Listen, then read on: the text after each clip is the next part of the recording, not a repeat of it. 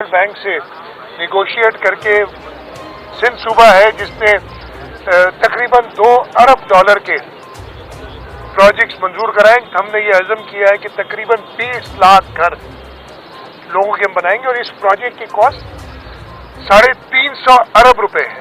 हमारा सर्वे कंप्लीट है। 20 लाख घरों का, 20 लाख से ऊपर घर है, उनका सर्वे, कॉम्प्रिहेंसिव सर्वे कंप्लीट हो गया है। 95% से ऊपर एरियाज में पानी इवैक्यूएट कर चुके हैं। कुछ एरियाज में प्रॉब्लम है।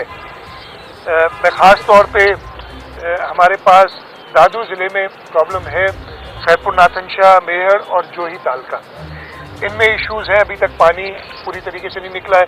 खैरपुर ज़िले में कुछ प्रॉब्लम है जो खास तौर पे हमें थरी मीरवा का इलाका, टालपुर वडा का इलाका, इस जगह पे पानी है। हम इलेक्शन कभी पोस्टपोन नहीं कराना चाहते थे। वजूहात थी लॉ एंड ऑर्डर की सिचुएशन, सैलाब। अब आपको तो इस वक्त भी जब इलेक्शन होंगे तो हम इलेक्शन कमीशन को ये सिंध हुकूमत देखिए, कुछ इलाके जैसे मैंने आपको बताया खैरपुर नाथनशाह में शायद मैं विजिट फिर करने जा रहा हूँ, खुद भी मुआयना करूँगा। जोही का कुछ है जहाँ पे नहीं है अभी तक रोड नेटवर्क के लोग पहुँच सके, स्कूल बिल्कुल तबाह हो गए, वहाँ शायद हम रिक्वेस्ट करें। लेकिन जहाँ इलेक्शन हो सकते हैं, chairman Pakistan Peoples Party foreign minister Bilawal Bhutto Zardari sahab इस हफ्ते में एक और चक्कर फ्लड एरियाज का भी लगाने का उनका इरादा है ताकि वो काम का दोबारा खुद जायजा लें।